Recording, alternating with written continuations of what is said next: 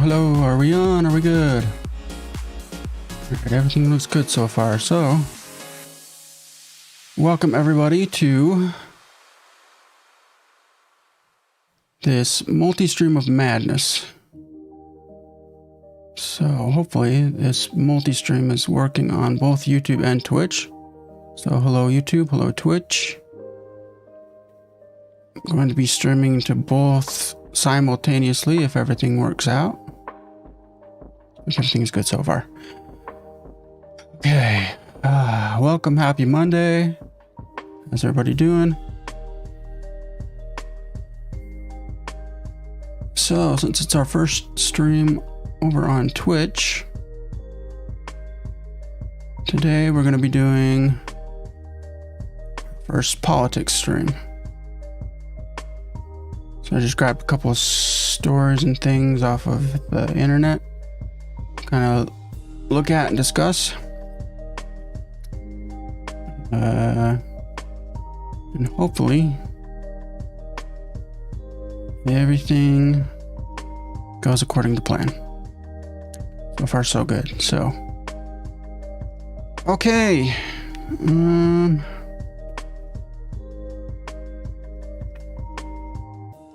Let's see here. Let me get my storage up. What we're going to be looking at today. And also, if there's a story you've seen that you want to talk about, I think anybody should be able to post links. So post a link to the story in the chat. And hopefully it doesn't time me out for it. If it does, I'll have to fix that. But if somebody posts a link in chat of something they want to talk about.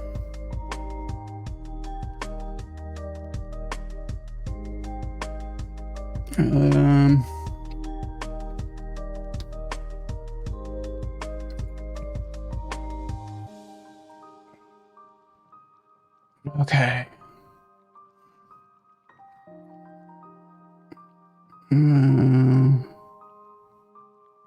All right, so first story I wanted to look at is this story about this Frito Lay worker, which you may or may not have heard about. And okay, so it says exclusive: Frito Lay worker Brandon Ingram was severely electrocuted on the job, disabled and denied medical care. Now Brandon, his wife and children are being stalked and secretly filmed by company agents. This is the most disturbing Frito Lay story we've covered. And I think this got traction because Frito Lay was on strike. I don't know if they still are or not. But solidarity with Frito Lay being on strike, looking for better hours, better pay.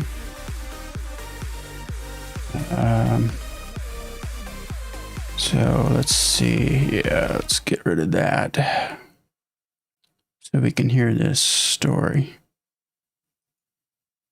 They are stalking this.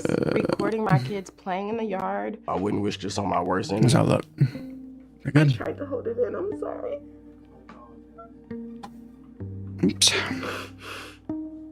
So I got the job at Frito Lay in January of 2011. Prior to Frito Lay, I was in the United States Navy. Leaving the service, he just needed to matter. He needed to belong and have a purpose. We both thought he found that in Frito Lay. And so we kind of centered our life around it. I worked hard.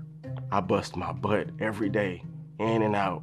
Shit, my wife was gonna divorce me because she didn't even think I was at work for real. No, I did not believe my husband just spent 20 hours at work. No one would believe that. He's not a doctor. It's chips. It's chips and dip. I went on a stretch one time of like 26 days in a row.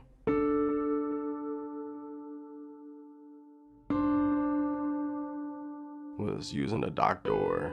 You press the button and it automatically does what it's supposed to do. I got electrocuted. I was taken to the ER, but the emergency room they took me to was 45 minutes away.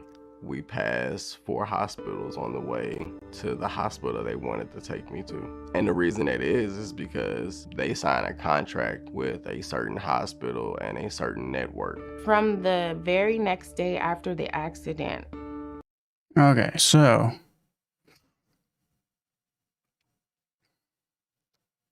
this guy is working at Frito Lay.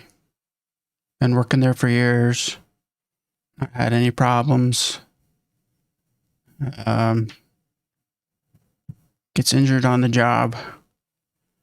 And the first thing they do is pass 4 different hospitals to go to one where they had a contract with. I assume what the one they had a contract with was probably a cheaper option for them. They probably had some sort of a deal where they were able to not pay as much for this guy's medical bills, or for the people who were injured while working. If they would have gone to any of these other hospitals, likely Frito Lay would have had to pay more. And that's probably why they passed 4 hospitals on the way, which is pretty fucked up. Passed 4 hospitals on the way to the hospital they wanted to take me to. And the reason that is because they signed a contract with a certain hospital and a certain network. From the very next day after the accident, my husband was never the same. He was working really hard to even just get up on to the side of the bed. Usually he's like hops out of bed and he hurries up, puts his clothes on, and he shoves food down his throat and he's out the door, in 30 minutes. He was used to it. He was trained to do that in the service. When I say I was healthy as an ox, I was healthy as an ox. We just didn't have any answers. They said he should have been fine, but he wasn't. I didn't get any time off after the incident. I had to call off the next day as a sick day. I told you I was in pain. I told you it hurts when I walk. And it was like, okay, are you gonna be here tomorrow? I was a site lead and I know what that entails. You're a leadership of the whole warehouse. So if you have to fill in, you have to fill in. I asked for some type of relief, period, because I was still obligated to work, like picking cases and unloading trucks or rotating product on a forklift. I asked for a chair that I could sit in that would make me more comfortable while I'm doing my office work. They denied it. You're either 100% or you can't work. All right, so he gets electrocuted at work, and first thing they do is ask him if he's going to be back to work the next day. Again, kind of fucked up, honestly, that he was injured while working, and their concern is not his well-being, but whether or not he's going to be back in to have his labor exploited the next day or not. It just felt like they was just trying to push me out. Eventually, I got an MRI by my primary doctor, and he showed that I had 2 herniated discs in my back. And he was like, you shouldn't be doing anything. They could only fix it with surgery. And my husband still had to work this whole entire time.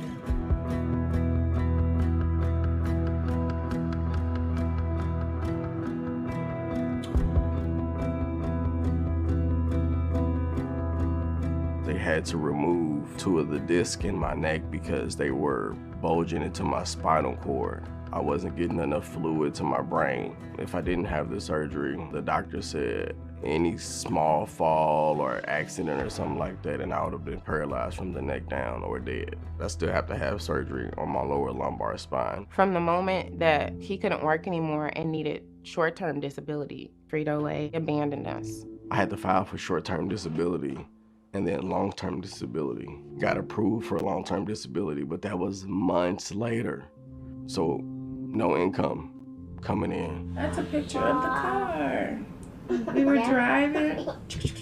They require you to go to the doctor so many times, and the doctor has to say that you're in this condition over and over and over. But guess what? You don't have any insurance anymore through PepsiCo/Frito Lay because they cut you off. I had to pay for that out of pocket too. Okay, so here's the problem with the way healthcare is covered in the U.S. It's tied to your employment, generally. So if you get hurt working and you can't work, you don't have insurance to pay for that anymore because you're not working, and you get your insurance through your work. So just another case of somebody who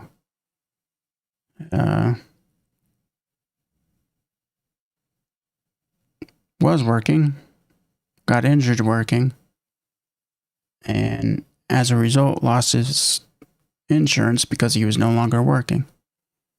And now doesn't have the ability to pay for the injury that he got while working. Didn't have the money to do that. So guess what? I borrowed money or used credit cards or whatever I could. I even took money out my kids' piggy bank.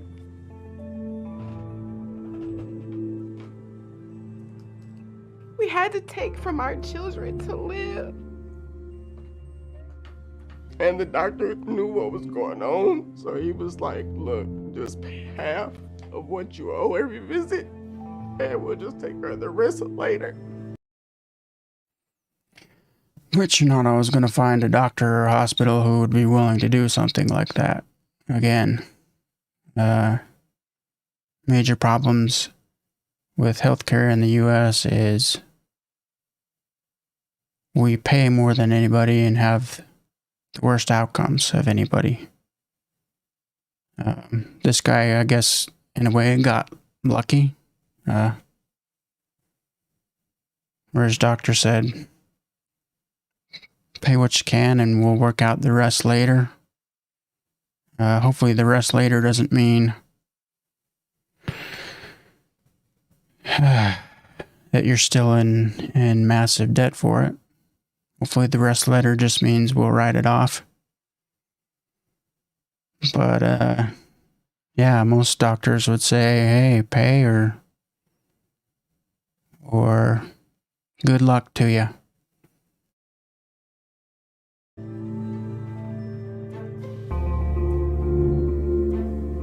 I never wanted to have a lawsuit, just not me. But I did ask for help, and I wasn't getting it.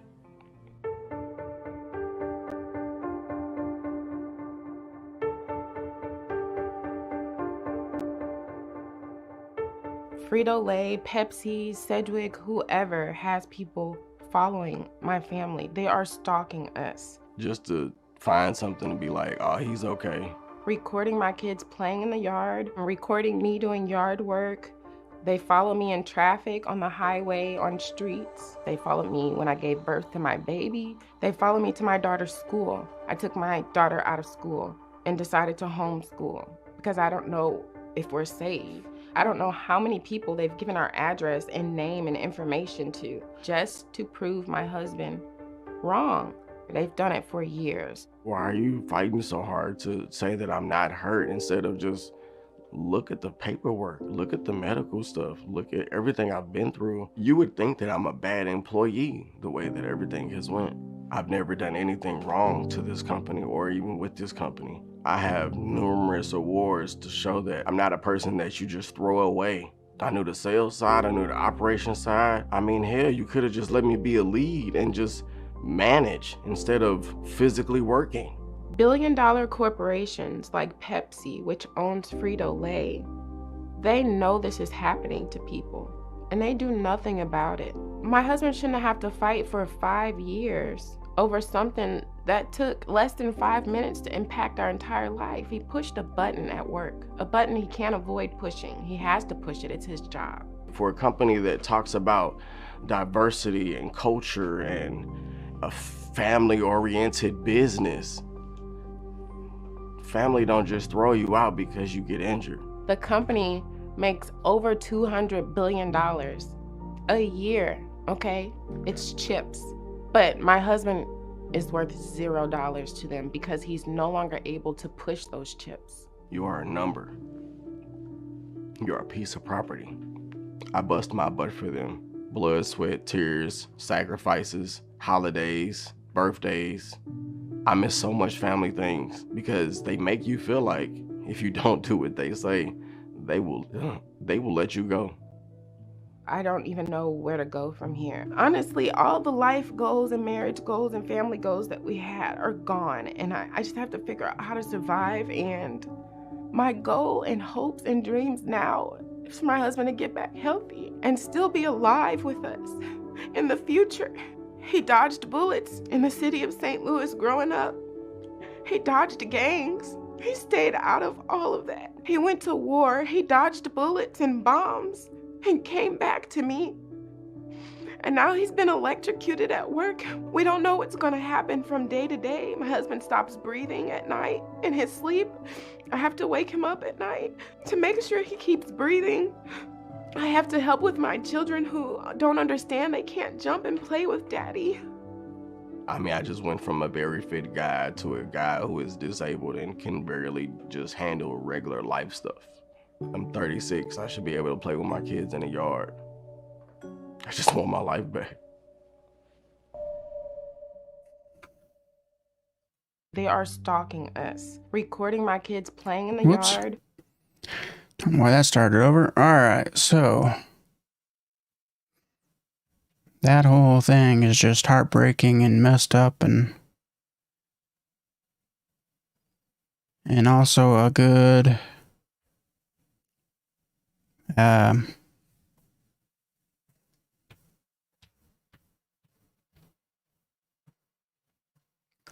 view of where we're at in this country, where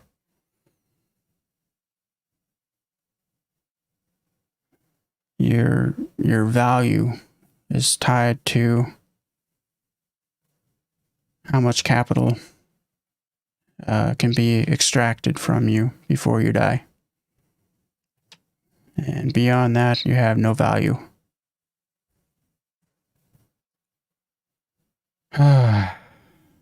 So, that feel-good story out of the way, let's learn about the other side here. Here's the secret to billionaire success that CEOs don't want you to know. Alright, you ready? I'm gonna learn how to become a billionaire.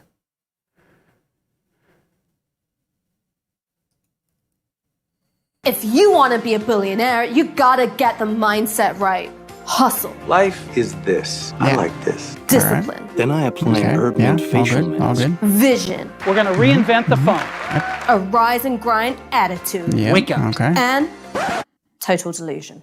You're never going to become a billionaire. And here's why. First of all, a billion is a hell of a lot more than a million. And I know that sounds obvious, but it's actually kind of wild how much more than a billion actually is. Put it this way. If you got £1 every 10 seconds and didn't get taxed on any of it or have any living costs, you'd be a millionaire within 4 months. But if you got £1 every 10 seconds, you'd have to wait 310 years before you hit your first billion. So you could have been on a 650 grand salary since the age of 18, which, just FYI, would put you in the top 0.1% of earners, and still not have anything close to $1 billion in your bank account by the time you retire. $1.95. Billionaires don't earn money the way you or I do. If you were relying on wages to make you a billionaire, you'd literally die before you ever saw it happen. So how do people get to become billionaires? Entrepreneurialism, sound investment, and a can-do spirit, right? Right. Right? Right. According to Forbes, 69.5% of the billionaires on their 400 list are self-made. They cite Oprah Winfrey and the private equity tycoon Barry Sternlicht as examples of people who were born into working-class families who overcame significant obstacles in order to get where they are today. Pretty inspiring, but fundamentally misleading. Forbes might claim that nearly 70% of its top 400 billionaires are self-made, but most of them aren't exactly Jenny from the block. 308 of Forbes' top 400 come. Also, self-made is a bullshit term. From middle or upper class backgrounds, or they inherited a business or fortune from their parents, or they're just a hired/hands-off investor who didn't actually grow the business themselves. The self-made myth falls apart the closer you look at it. One study from 2012 showed that 40% of American billionaires inherited a sizable asset from a spouse or family member. And according to Oxfam, about a third of global billionaire wealth comes from inheritance, and another third comes from crony connections to government and monopoly. They're the beneficiaries of a rigged system stacked in favor of those who already have a degree of money and power. But what about investments and stuff? Can you tell that I did arts and humanities at uni? As Grace Blakely points out, the single greatest source of wealth on the Sunday Times rich list is property. But most property wealth doesn't even come from building things. It's through speculation, buying up the housing stock and sitting on it as the prices skyrocket. This doesn't create jobs or trickle down. It pushes up housing costs for everyone else. This then creates even more wealth for the already wealthy. The rental market basically transfers money from people who don't own stuff to people who do. Rob the poor to feed the rich. Property portfolios aren't a productive investment, they're a predatory one. And property developers don't become billionaires by building affordable housing. The richest ones make their money by building ugly-ass luxury developments and selling them to other billionaires, who in turn sell them to other billionaires, who sell them to other... You get the idea. I love real estate and I love buying real estate. Billionaire wealth is built on exploitation. This can be through monopolizing a resource that we all need to survive, like energy, steel, or information, and putting up barriers so we can only access it through them. Or it can be creating miserable conditions for workers so that owners can maximize profit. Which we just talked about one of those stories. Think about those self-made, one great idea billionaires. Steve Jobs or Tim Cook of Apple, Jeff Bezos of Amazon, or Uber's Garrett Camp. For guys who are literally some of the richest people on the planet, they don't pay their workers very much. Apple has been linked to forced labor and sweatshops in the Chinese factories which produce the bulk of the company's iPhones. In the past 10 years, there have been multiple suicides of assembly line workers, and the Foxconn corporate response was to install large safety nets outside its buildings to catch falling bodies. Workers at Amazon warehouses, paid about $10 an hour, have reported being forced to urinate in plastic bottles because they can't go to the toilet while on shift. Meanwhile, Uber has been fighting its own drivers' demand to be recognized as employees and be paid the minimum wage.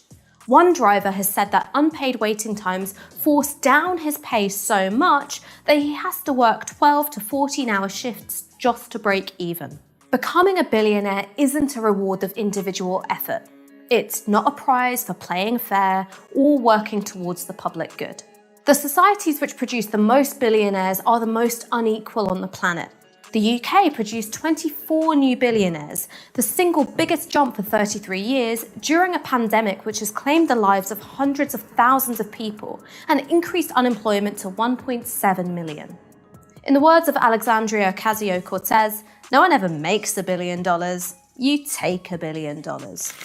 Billionaires are a symptom of a sick society which rewards those with the greatest capacity to leverage their power over as many people as possible and extract money from them. The truth is, you're never going to be a billionaire. But even if you could, would you really want to? No one ever makes $1 billion. Okay. Hang on. I might have lost Twitch.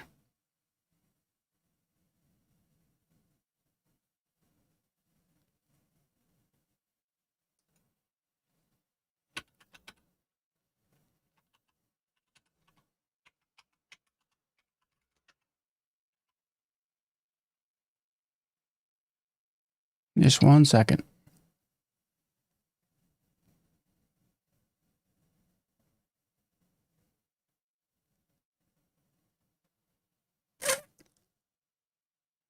Already gonna lose the...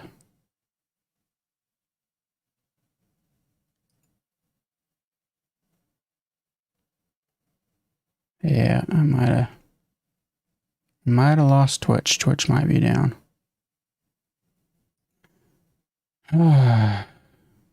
Okay, well. I knew it was going to go one way or the other. Either it was going to work or it was just going to completely not. Let's see here.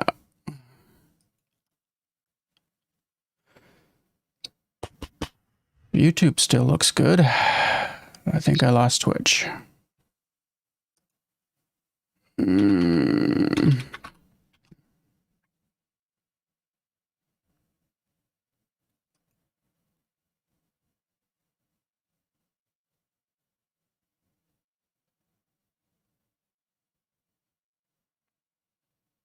You there, Twitch? Are you there?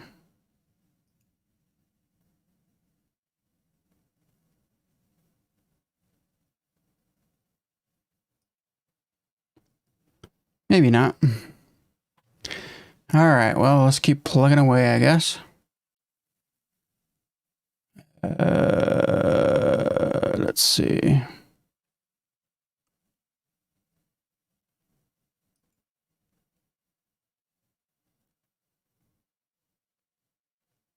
Did I lose YouTube as well?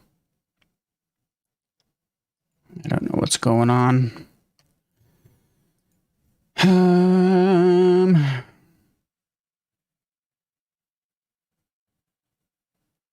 Let's watch.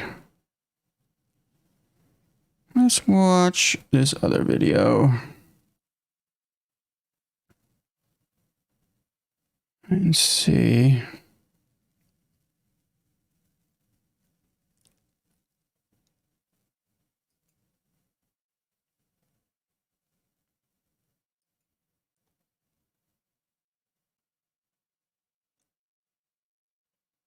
Okay, well, I might have lost YouTube as well.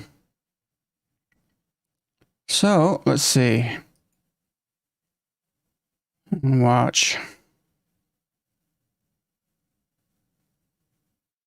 This video should take me to the end. We'll end after this video. So we're going to talk about a future beyond capitalism, Socialism Explained, by a channel called Second Thought, which is actually a really good channel.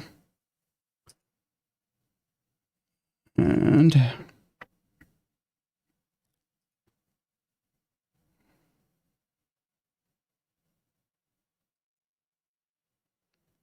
okay, well,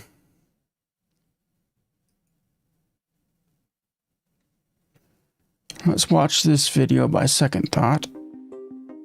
This is Marxism, and Marxism is based on the belief that no person has any value as an individual. Yes, the Multistream of Madness commentators to point crashed and burned. It was a very Marxist movement, and the organization but it was fun, is right? part of a global movement to destroy life as we know it in America and probably in the rest of the Western world. They're just bad. I believe in free enterprise. They're Marxists. I believe in equal opportunity. They believe in government-guaranteed equal outcome. We will honor your courage with my administration's determination to defeat communism and socialism, and we will do that in our own country, too. We're in the process of doing it right now. The courageous veterans here today bear witness to how socialism, radical mobs, and violent communists ruin a nation. If there's one thing America has down to a science, it's twisting the meaning of words and using them to terrify the population. Ever since the Soviet Union rose to prominence to the point of competing with the US for global supremacy, the powers that be have fought hard to burn the image of communism and socialism as great evils into the mind of the average American. In this episode, we're going to correct the record. There's nothing wrong with criticizing ideas you disagree with, but in order to do that, you have to engage with accurate depictions of those ideas. So, let's talk about America's favorite boogeyman, Marxism. But before we do that, we need to briefly discuss the history of capitalism. Once upon a time, there existed an economic system that was neither capitalism nor communism. Shocking, right? Under this arrangement, lords granted parcels of land to the lower echelons of society, and the recipients, known as vassals, in exchange would work the land and vow to fight for their lord should he call upon them. This was a pretty sweet deal for the nobility, because they got laborers to work their land, grow them food, and fight in their wars. The vassals had little choice other than to enter into these agreements in order to stave off starvation and abject poverty. This type of arrangement later became known as feudalism, and from a modern perspective, it seems outdated and cruel. Fast forward several centuries, and we begin to see a fledgling new economic system take its first steps. Somewhere between the 14th and 15th centuries, feudalism lost ground to a market-based system, one that elevated some of the lower tiers of society, creating a new merchant class. Not quite peasant, but certainly not nobility. Since that time, various interpretations of market-based economies have been implemented with varying degrees of success around the world.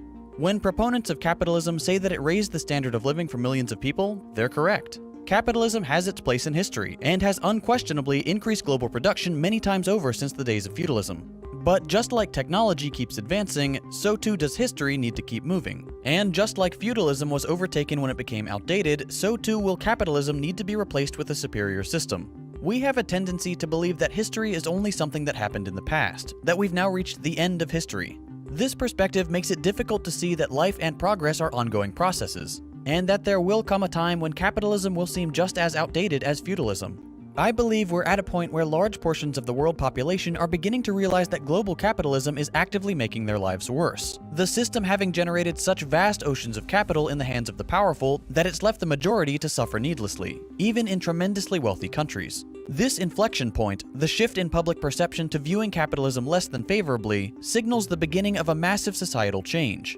Capitalism is falling out of favor, just as feudalism did those hundreds of years ago. So, what exactly is wrong with capitalism? This is the part where you may have to grit your teeth and sit through some things you don't want to hear. In America, we've gotten our self-identity so wrapped up in our economic system that we see capitalism and America as the same thing. Capitalism is our national identity, and therefore any criticism of capitalism is an attack on the nation itself. This should not be the case. An economic system is just one way to structure the monetary relations of a country. It's not a national culture. Capitalism is a tool which, in theory, should elevate the people of said country and materially improve their lives. Let's look at some examples of why this is no longer the case. We'll start with the most obvious problem, the massive discrepancy between worker and executive compensation and power. Your paycheck isn't actually based on how good a job you do. Not really. Your boss is in a position of power where he chooses which people to hire and which to fire. The people that work for him produce goods or services which then become his property, and which he then sells to make a profit. Your paycheck is, in reality, determined by your minimum needs and your boss's requirements for labor power in the relation to the number of people competing for jobs. The more people who are unemployed, that is, the more people who are looking for jobs, the easier it is for companies to hire desperate poor people for minimum wage. In this way, unemployment in society is actually beneficial for capitalists, and having a large reserve of people ready to step in and work for minimum wage means that the average employee is always living in fear of losing their job. If you make a fuss, if you complain, if you try to get a union involved, there is always someone to take your place. To the capitalist, you are expendable, just another cog in the machine, to be replaced at their convenience. It is in your boss's interest to make your paycheck as small as possible, while increasing the prices of goods and services. This maximizes profits for him, but forces you to tighten your belt. When your boss pays you crumbs compared to what you could be making and your landlord raises your rent, that leaves you with a lower quality of life and less financial mobility. This all works out beautifully for the owner class. Their profits increase year after year. There is, however, a flaw in this system. Well, besides the blatant disregard for human life. Unemployed and poorly paid workers don't make for a profitable market. When workers are paid so little that they can barely afford rent, how could we expect them to buy goods and services on the market? Companies produce more and more consumer products, but what happens when the consumers can no longer afford the very goods their labor produces? This creates a snowball effect. Low wages and precarity lead to an unprofitable market. An unprofitable market means that the production of consumer goods is limited, which inevitably leads to economic depression. Have you ever noticed how there seems to be an economic crisis like once every 10 years? Well, that's actually not by accident. These crises have been happening ever since the very beginning of capitalism. This upward and downward motion of the market is known as the business cycle. Boom and bust, yo-yoing from one extreme to the other every decade or so. The boom comes from accumulation of wealth. When prices go up and wages go down, companies make money. But if the people are squeezed too hard and the market becomes unprofitable, it then leads to a depression, businesses close, people lose their jobs, debts aren't paid, banks collapse, governments run out of money. That's an economic crisis. And they're just gonna keep coming, even though every one of them will be dressed up as once in a lifetime and sure to never happen again. Just like we heard in 2008, and just like we heard during the Corona crash, which, not to be overly pessimistic, is only a teaser for what we'll see in the next couple years. Don't be fooled. Capitalism is unstable by its very nature. The system encourages greed, and because of this, capitalism will always shoot itself in the foot in the name of short-term gains over long-term stability. Just look at the financial crisis of 2008, the largest upward transfer of wealth in modern American history, until the COVID pandemic, of course. In short, the stock market crash was caused because predatory institutions became too greedy. They began offering unstable housing loans to people who would not have normally qualified. This led to millions of people taking on loans that would implode and that they would be unable to pay back. Housing prices went up, creating what's known as a speculative real estate bubble. And, as bubbles do, it burst, triggering the single largest single-day stock market drop in history up until that point. Millions of Americans lost their homes, their jobs, their healthcare, and many of them never recovered from the financial devastation. In the wake of the millions of evictions and foreclosures, huge corporate real estate firms and banks snapped up the empty houses at bargain bin prices, and many of them are held captive on the rental market to this day. In the end, the average American bore the brunt of the fallout, and the executives and capitalists behind the disaster got off scot-free. The housing crash is a huge, complicated topic, and I would encourage you to read more about it. But the most important thing to realize is that what should have been a completely avoidable catastrophe was inevitable because of our rabid devotion to ever-increasing profits. We've seen a similar occurrence since the beginning of the pandemic. The richest people in the country have increased their wealth at a staggering rate, while average Americans have again lost their livelihoods and their healthcare, which is a pretty bad thing to lose in the middle of a plague. But since providing our citizens with universal healthcare isn't profitable to insurance companies, our healthcare is tied to our employment. When we lose our job, we also lose our right to live in the eyes of our corporate overlords. To them, a human life has no value except what profits can be extracted from it. This isn't due to some inherent evil in every corporate executive. It's simply a byproduct of capitalism. Capitalists are very much conditioned into being cruel because cutting wages and other actions harmful to workers rewards them with greater profits, and giving their workers benefits like maternity leave punishes them with reduced profits. Even otherwise good people are affected by this. The problem isn't rich people as individuals, but capitalism as a system. Business owners learn to see everything in terms of revenue and expenditure. Taxes are an expense, rent is an expense, raw materials and machines are expenses, and that means labor is also seen as just another expense. Human beings are reduced to numbers on a spreadsheet. That brings us to our next point. Capitalism doesn't care about human well-being. The primary concern of every nation should be the well-being of its citizens. But in modern hyper-capitalist countries, the only factor worth considering is the almighty dollar. Profit is the sole driver. Contrary to what we're taught about classical economics, capitalism does not follow the law of supply and demand. Housing is in huge demand, but it's not profitable to supply it, so people go homeless. As of 2019, the US had a homeless population of nearly 600,000 people. We also have over 17 million vacant homes. We could house nearly the entire population of the New York metro area. That's the nearby cities in New York, New Jersey, and Connecticut. But we won't house just 600,000 people because it's not profitable. We'd rather let them die of exposure because, under capitalism, their lives have no inherent value. And remember, those homelessness and empty homes figures are from before the pandemic. We currently have somewhere in the ballpark of 50 million Americans facing eviction or foreclosure because of our toxic system's inability to handle crises like the COVID pandemic. This will never change unless we're able to move beyond capitalism and assert that, yes, humans do have innate value beyond what capitalists can extract from their labor. And of course, the problems at home pale in comparison to how wealthy capitalist nations treat the rest of the world, especially smaller or weaker nations that we can bully. Just about every instance of American foreign intervention in the last 70 years has been in the name of capital. Whether we're securing oil fields, deposing leaders who want to escape the stranglehold of imperial rule, or creating environments favorable to US corporations, we're not afraid to use our military to destabilize and destroy other nations and regions in order to make a quick buck. The Middle East is the most recent example. We've been meddling in the Middle East for decades. We entered Iraq under false pretenses, propagandizing the American population with false intelligence reports. The global community knew that there were no weapons of mass destruction in Iraq, but it sure made for convenient cover to start a war that was unjustifiable otherwise. The tendrils of capitalism don't stop at the borders of our nation. They unjustly influence the daily lives of innocent people around the world. Not because America is necessarily evil and wants to kill people, but because our capitalist system demands it. There is no alternative if we want to maintain complete global supremacy. Okay, so what's the alternative? I know a lot of people are frustrated that videos like this don't often provide anything beyond criticism of the current system. I'll do my best to explain why socialism is a necessary next step. Under capitalism, your paycheck is made as small as possible. Unemployment is a positive for the ruling class. There being more empty homes than homeless people is simply a profitable housing market. Automation leaves people without jobs, and healthcare is a luxury rather than a human right. Socialism turns all those negatives on their head. Your paycheck is fairly scaled in accordance with the quality and quantity of your work. There's never a shortage of new jobs, homelessness can easily be eliminated, and automation allows people to spend their time pursuing their actual passions instead of toiling away in factories. The struggling artists who wanted to write symphonies but couldn't due to their financial situation will now be afforded the opportunity to pursue their aspirations. It's like the American dream, only real. The fundamental difference between capitalism and socialism is that capitalism puts the interest of the market before the interest of the people, and socialism is just the opposite.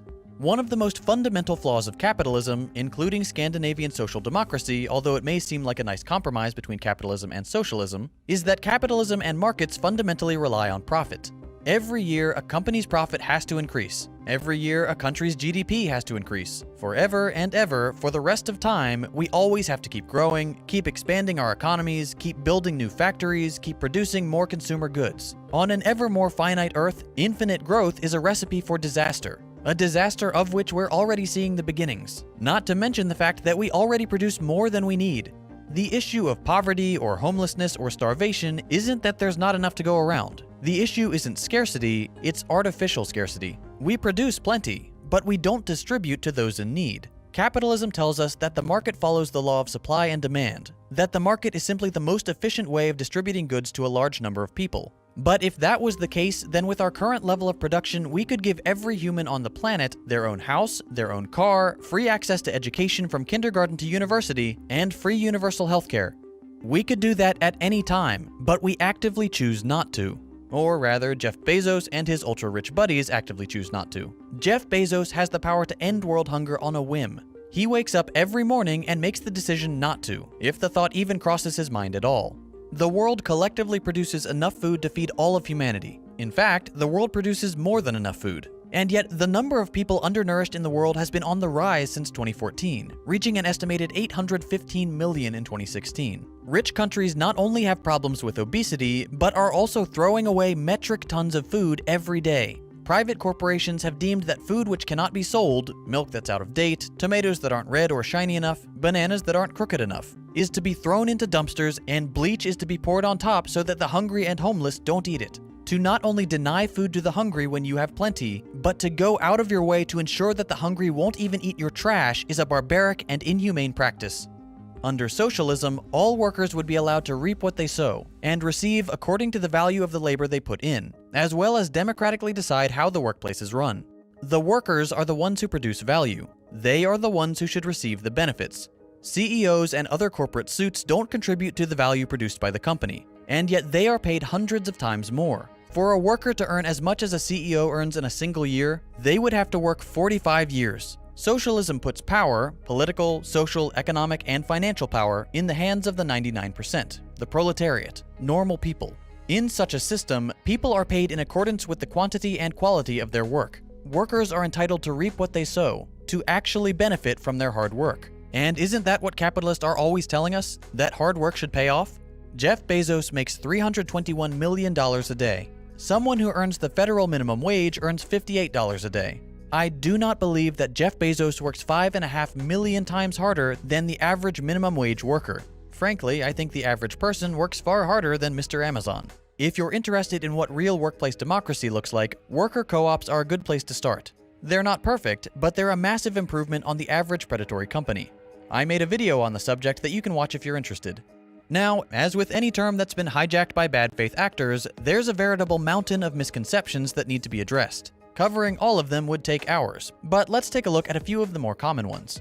First, let's consider the misguided notion that free market policies make poor countries rich. I think this is best summed up by Ha-Joon Chang, author of 23 Things They Don't Tell You About Capitalism.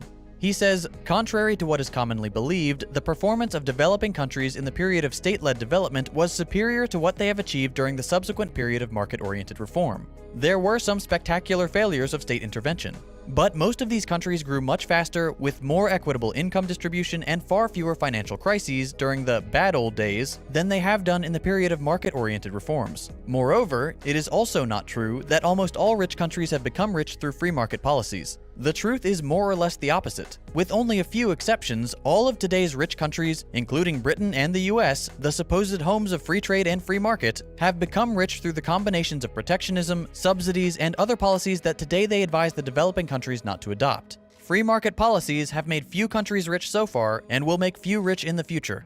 23 Things They Don't Tell You About Capitalism is a great book for someone interested in ideas outside the scope of usual capitalist economic teachings, but who isn't sure where they stand yet. It's also not entirely antagonistic to the idea of capitalism. It's just willing to engage with the reality of modern neoliberal capitalism and its many problems. So even if you fancy yourself a capitalist, it's worth a read. I'll leave a link to check it out in the description below. Next, let's consider the myth of the American dream. Remember, criticizing an economic system is not an attack on the nation as a whole or its people. We just need to engage with certain realities of modern life under late-stage capitalism. When you hear the expression, the American dream, you probably picture a smiling family grilling in their backyard behind a white picket fence, probably 2 kids and a dog. It's a pleasant picture, one of stability, contentment, and fulfillment. By definition, the American dream declares life should be better and richer and fuller for everyone, with opportunity for each according to ability or achievement regardless of social class or circumstances of birth. There was a time when the average American could afford a home on a single salary, where we could afford to have children, or a new car, or pay our way through school on a part-time wage. Those days are long gone. There are some Americans still living who experienced that reality, and for them it's often difficult to understand why younger generations seem to have such a hard time when they were able to thrive. World War II catapulted the US to the top of the global power rankings. The post-war years afforded many white Americans the prosperity we associate with the image of the American dream. That period began over 70 years ago, and the following 20 or 30 years represented the high watermark for American prosperity. But, as was inevitable, the nature of capitalism began to work against normal people over the years. The average American's quality of life and ability to afford luxuries, and eventually necessities, has been on the decline since at least the Reagan years. In the past, a college degree all but guaranteed you a job that paid well enough to afford a home and support a family on a single income. Even those without college degrees could land a job with a smile and a firm handshake, and make far more adjusted for inflation than workers today could ever dream of. Today, a college degree means next to nothing. As of early 2020, the unemployment rate for new graduates exceeds that of the general population. Among those that are employed, 41% of them are working jobs that don't require a degree. I was one of those people. I graduated from a nice, expensive school thanks to the generosity of my parents, and I ended up selling cameras at Best Buy. The only reason I'm able to support myself now is because I got lucky and the YouTube algorithm picked up my channel one day. I now spend my time actively fighting that same algorithm as it tries to bury my content. Even with my difficulties on this awful platform, I'm still far better off than most of my friends working traditional jobs. My position is not unique. The only people I know who are able to achieve what could be considered a modern American dream are other YouTubers and people in non-traditional jobs. But that's not the American dream, is it? The American dream is supposed to be for all of us, not just a lucky few. If you accept a position in a typical American company, you will not be able to live the life your grandparents did, or even your parents. Supporting a family on a single income is unfathomable. Paying for healthcare on the market is unfathomable. Even affording the bare essentials like food and rent is becoming a real challenge for millions of Americans. The American dream died a long time ago, long before most people watching this video were born. That's not to say we can't reignite that possibility, but we need to acknowledge that it doesn't exist now, and it will never be possible again under capitalism. Finally, let's tackle perhaps the biggest misconception of all. Socialism has never worked. This one comes up in every single conversation about capitalism, whether you're advocating for socialism or not. It's a knee-jerk bit of propaganda that most Americans have swallowed hook, line, and sinker. First, we need to realize that socialism, like any system, is a spectrum. You can implement socialist policies in capitalist countries, and vice versa. To say socialism has never worked is just as silly as saying capitalism has never worked. But let's look at a few specifics. We'll start with Bolivia. If you're an American, the most you've probably heard about Bolivia is that their former leader Evo Morales was some kind of horrible dictator. As usual, this is anti-left propaganda. Morales served as Bolivia's 65th president, and its first indigenous president, from 2006 to 2013. He was democratically elected and well-loved by the general population. He is not well-loved by the United States. Why? Because he's a socialist, and he tried to free Bolivia from US influence and the control of multinational corporations. During his terms, Morales worked to improve the lives of Bolivia's poor, more equally distribute national gas profits, and introduce programs to combat illiteracy, poverty, racism, and sexism. These strong socialist policies led to a period of notable economic growth, as well as a reduction in poverty. Morales is regarded by many, with the exception of the US, as a champion of democratic reforms, common sense policy, anti-imperialism, environmentalism, and genuine care for the poor and working families. He objectively improved the lives of his people. To the US, he's a big scary dictator. Then there's Burkina Faso under the leadership of Thomas Sankara. Sankara assumed office at 33, having led a popular movement to overthrow the dominance of French colonial power. As a Marxist revolutionary, Sankara was deeply concerned with the health and well-being of the people of Burkina Faso. Immediately upon taking office, he launched a massive campaign to feed, house, and provide medical care for the entire population. He followed this with a large-scale vaccination program to eliminate polio, meningitis, and measles, vaccinating 2.5 million people in a single week, earning the praise of the World Health Organization.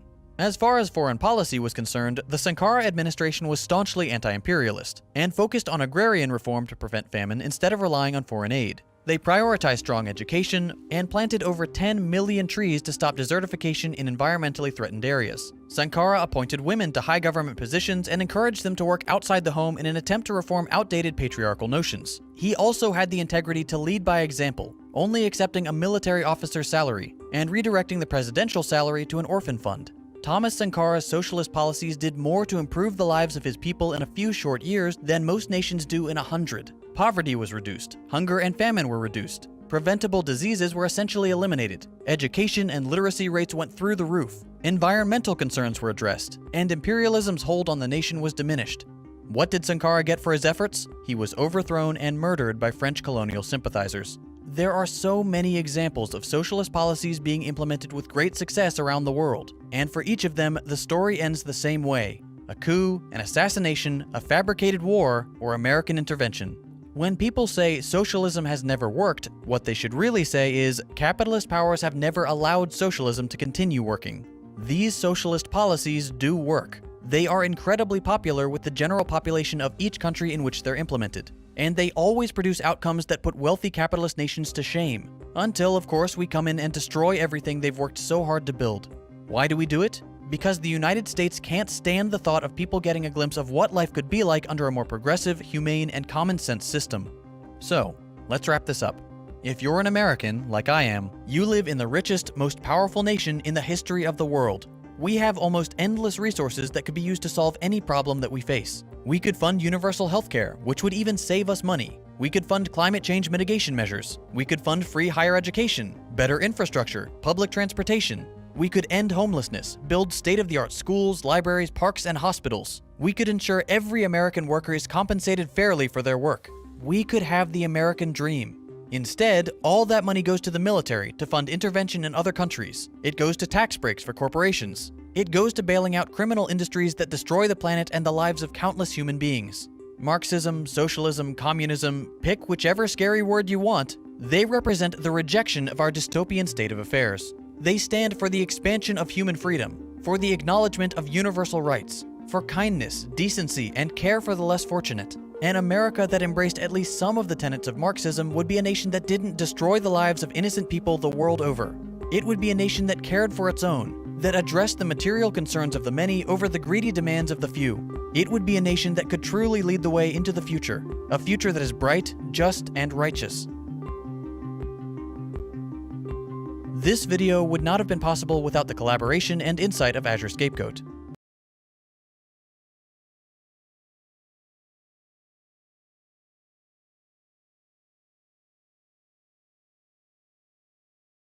Okay.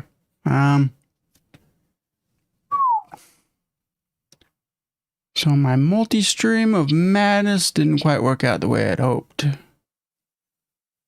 And I'm not even sure if I'm still live on Twitch.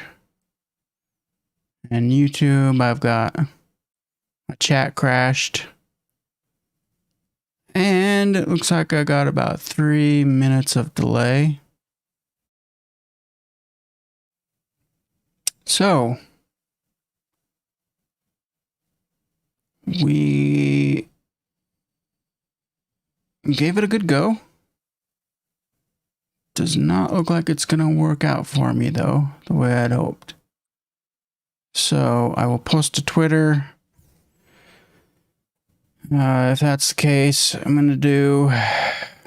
Right now, the plan would be to stream 2 days a week on Twitch and 2 days a week on YouTube. Separately.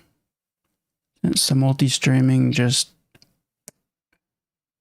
did not work out like I had hoped it would. Which is okay, I guess. It was a good test run. And learned a lot. So yeah, I mean, at this point... Thank you to those who did come by.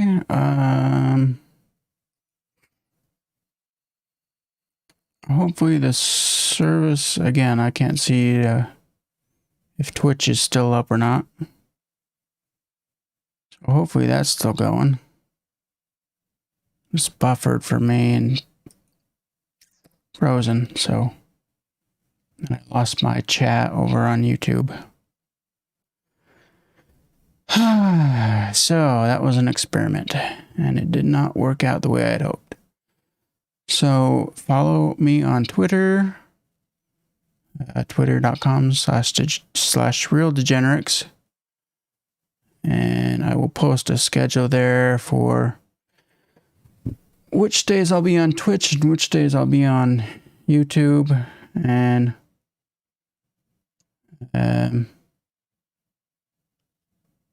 so probably, I'm trying to think of how I set up the schedule if this didn't work. I think I did YouTube Monday and Thursday and Twitch on Tuesday and Friday. But again, I'll post on Twitter that new schedule where it will just be... It won't be the multi-stream. Just because everything seemed to not work the way I'd hoped it would. So if that's the case, then tomorrow's stream, or stream will be tomorrow, should be on Twitch.